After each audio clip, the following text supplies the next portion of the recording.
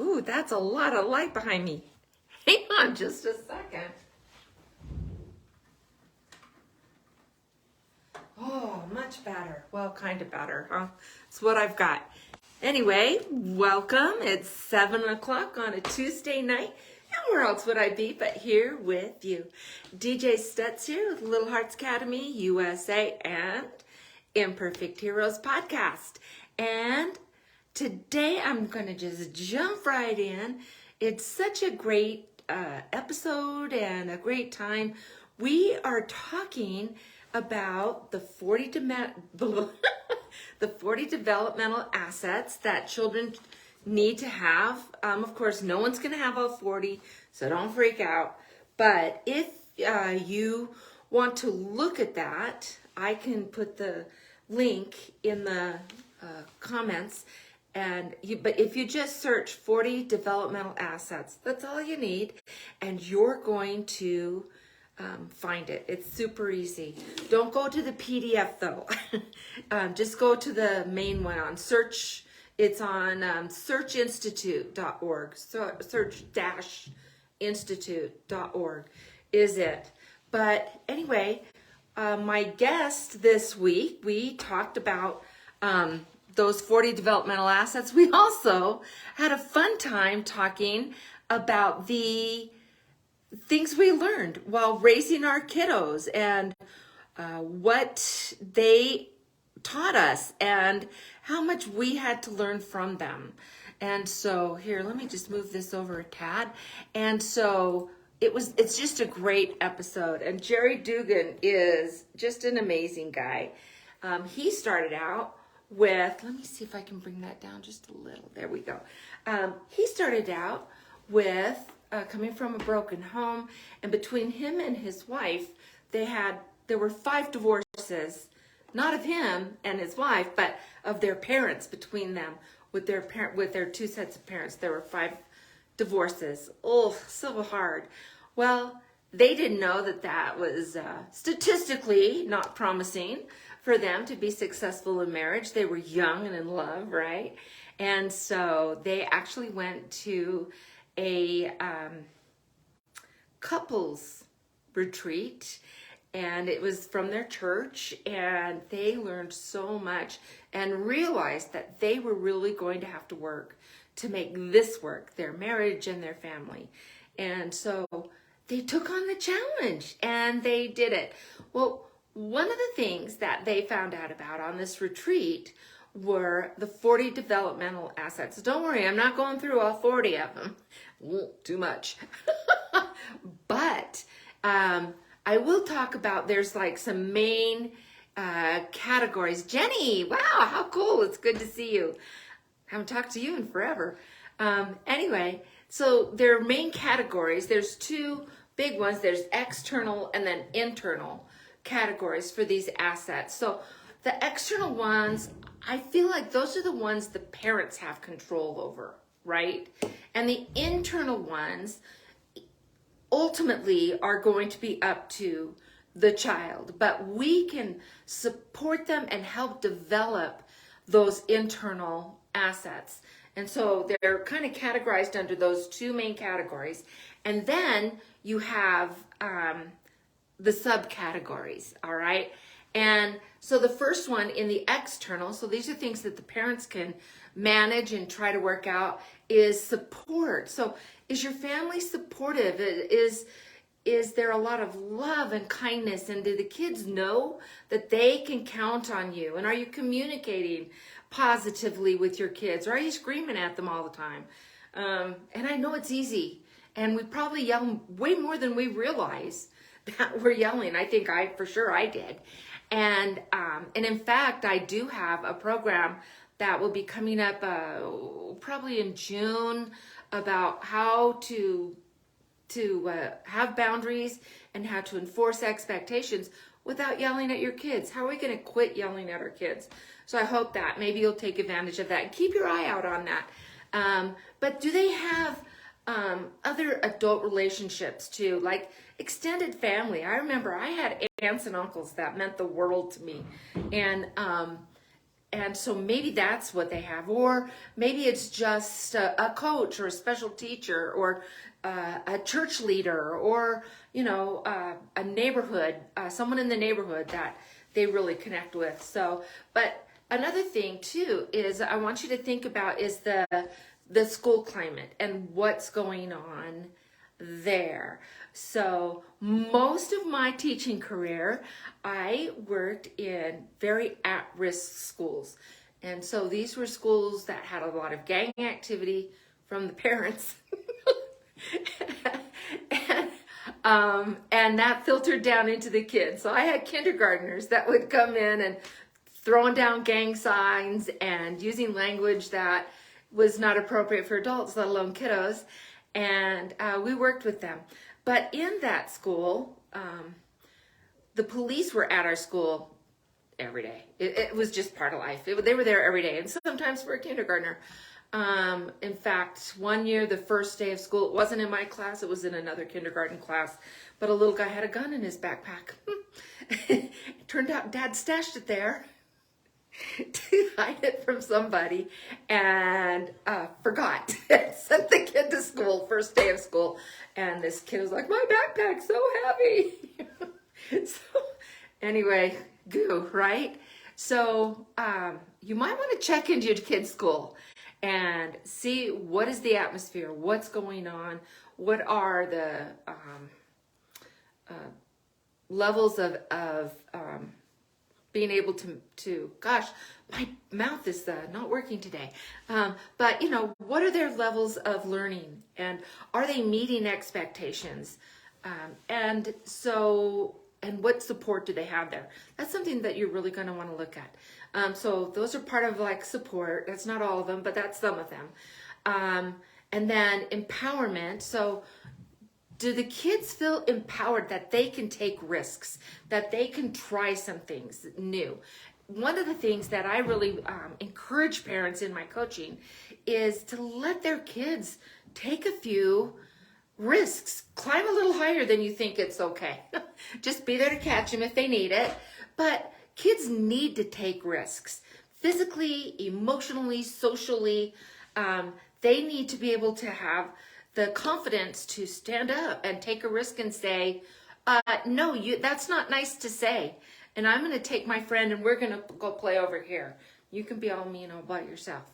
That's a huge risk to stand up for somebody that's being picked on.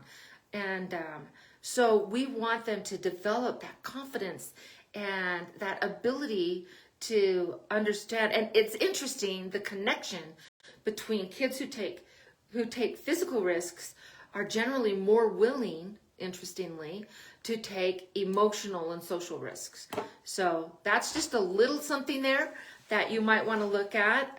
But how are they involved in service? And I'll tell you, little guys can be involved in service.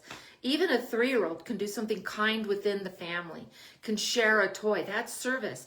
And when you recognize it and talk about it with your kids, wonderful things happen. Oh, wow, you did that kindness to your sister, right? Lovely stuff. Great things. All right, we're going to move on down because I don't want to keep you all day. Then there's another one that's really close and dear to my heart, boundaries and expectations. And so when the kids are little is when we really want to start explaining and making sure that they understand boundaries. So, wow, if you ask me in a mean way, it's not going to fly. You're not going to get what you want. If you ask with kindness, and what if they ask you in kindness, but it's something that is beyond your boundaries, then you're going to explain, thank you for saying that kindly. I really appreciate it. We cannot do that, but let's think of something else that we can do. What's something else you would like to do? But I really want to go play with Joey. Well, should we call Joey and see if he can come here? Or should we meet at the park? Whatever you have, but try to be flexible in understanding, especially when they're using those kind words. But sometimes you just have to say no, and that's okay. And then they have a fit when they're little. Sometimes when they're teenagers, they have a fit, don't they? But they might have a fit. It's like, yeah, I'm sorry, I know. And you can cry. I never, ever tell the child not to cry, ever. Because really, they have control of that. And oftentimes, most of the time, they'll cry harder when you're trying to get them to stop because now they have your attention. And so when you give them permission and say, oh yeah, I would want to cry too. I understand it's disappointing. Do you want to cry here with me? Do you want to go somewhere, private? Some kids do want to cry alone. I have a grandson that when he gets emotional, it's embarrassing to him. And so he would rather go alone and get control of himself. He's all of 7 years old, but he's been that way all along. And so he will go and want to get control, and then he'll come back. And I love his dad will say, wow, his name's Sylvan. He'll say, Sylvan, you really turned that around. I am so proud of you. Aren't we empowering our kids there? Aren't we understanding that they have the ability and teaching them they have the ability to take care of it themselves, to manage their emotions and their feelings? So anyway, that's all cool. But boundaries are so important, because without boundaries, the kids feel like they're in a free fall, an emotional free fall all the time, because they don't know what the rules are. If the rules depend on my mood, or whether I'm tired or not, or whether I had a good day or a bad day at work, and the rules are always varying, the kids don't know which way to go, right? And so we need to make sure that the boundaries are the boundaries. It's constant. We don't need to yell about it. We just need to say, no, we're not getting the Cocoa Puffs. and if they throw a fit, again, it's like, yeah, I can see you're upset, so you can cry here, we can go out in the car. And when they calm down, do you get the Cocoa Puffs? No, you don't get the Cocoa Puffs. You say, yeah, sweetie, we're not getting the Cocoa Puffs still. I'm glad you calmed down. That was so big of you. And so what else should we walk around and get? If they have a list, again, empowering, and they can, even if they can't read, it's nice having the list and they're in charge of it. And then you might have a rule. I used to have a rule. You can get one thing that is not on the list, because invariably I'd forget something, right? And so we all could have one thing that wasn't on the list, and then that was it. And so now they're understanding that, oh, these are the boundaries, and understand that when you're enforcing them nicely and calmly, they're going to test them, because they want to see how far they can go. They want to know where that is, where that line is. And so expect it. And know that that's developmentally appropriate, and we're going to let them learn that, yeah, that's the boundary. And what else can we do, though, that's in the boundary? What else can we do that's okay with our family values and our family rules? And so there's something there with that. All right, I'm going to keep going. So another external, in fact, this is the last of the external general things, is, are the kids involved in a constructive use of their time? And so I have a podcast coming up, an episode on screen time and the detriments of that. And in fact, it was really interesting that was it last week or the week before, the head of Apple put out a thing that screen time is killing our kids. The head of Apple and said, yeah, we cannot have our kids on the screen for hours a day. And so he's right. Apple isn't right on a lot of things, but on this one, they're right. And so we want to make sure that they're involved in things. Go out and do a project with them, with mom or dad. Do a project with them and get them involved with you. You are the key to that, because they're going to feel loved and part of things when they're doing it with you. Have them come out and help you with the yard work if you're doing that, or the dishes. Have them, involved in a service project or something at school or at church or in the neighborhood. There are so many things that you can get your kids involved in, but you want to make sure that they are involved. And I thought it was really interesting. I got to put this plug in here, guys, because that's what my podcast is about. Is a big part of it is how faith is so important with raising our kids. And in fact, the searchinstitute.org agreed that a religious community, that when a young person spends one or more hours a week involved in a religious institution, a religious opportunity, that they tend to do better. So there you go. Now let's look at some of those internal ones, and there's 5 of those, and so I'm gonna rip through it. I'm sorry, there's only 4 of those. So are they committed to learning? Do they get excited about learning new things and discovering things? And science is such a great opportunity for that. You know, working on a skateboard and finding different ways to make it work. Have it be something that they are interested in. So whether it's dinosaurs or cars or mountain climbing or geology or whatever it is, kids come up with some great ideas on ways to spend their time and how to learn more things. So we want to make sure that they are really engaged in learning and that they're engaged in their school and they're reading for fun. What are some of the cool things that they want to learn about? And so anyone who knows me for long knows I'm a Harry Potter fiend. I love Harry Potter. And I've read the books multiple times, but that's not everyone's bag. Not everyone loves Harry Potter. And so maybe they want something else, or maybe Harry Potter's a little more advanced or not advanced enough. It says a little bit about me that at my age, it's just right for me. But what's just right for your kid? And so get them involved in reading about the things that they love. And don't read it on the screen.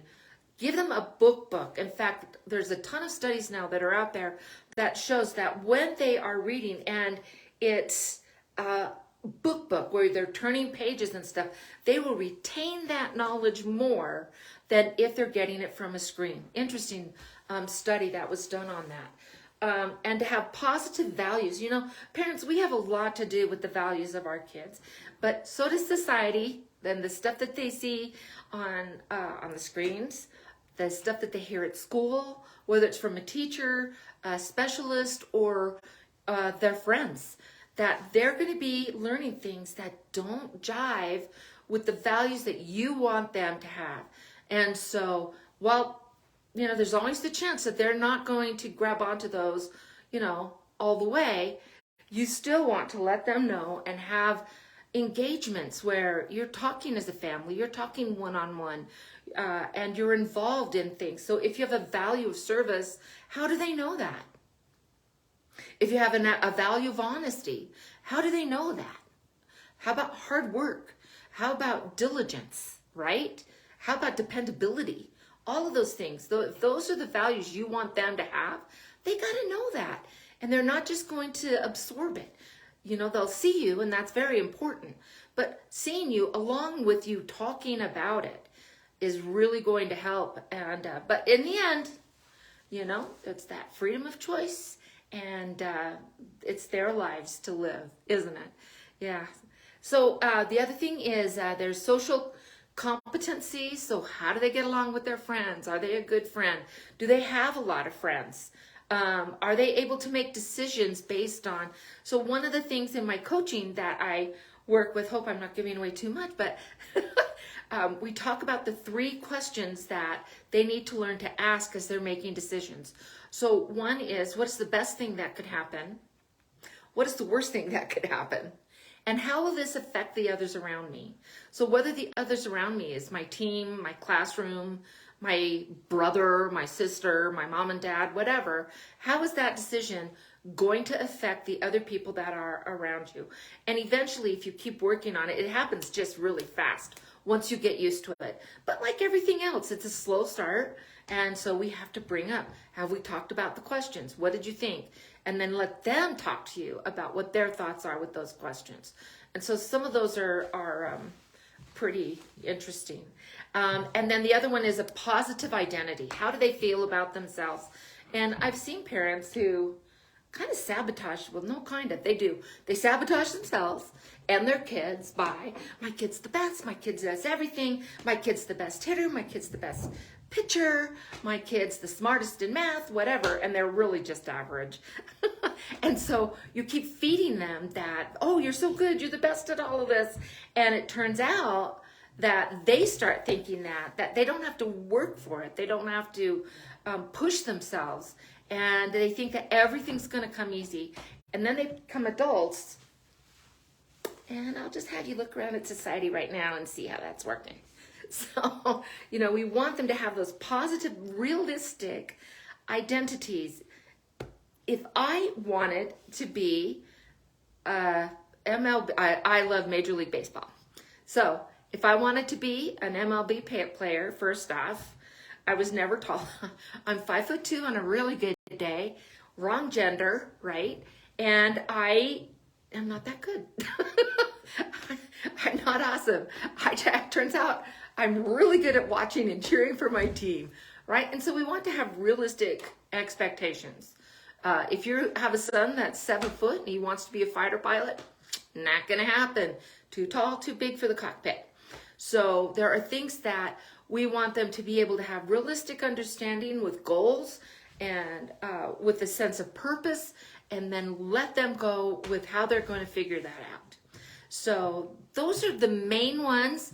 We talk about this a lot in the podcast, and it's a fun podcast. And whoops, here we are.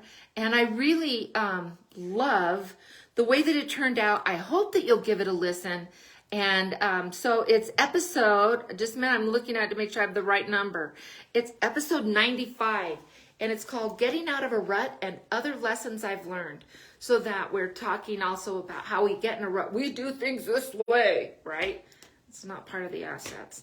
So I hope you'll listen. It's at imperfectheroespodcast.com is where you can find that and all of the episodes.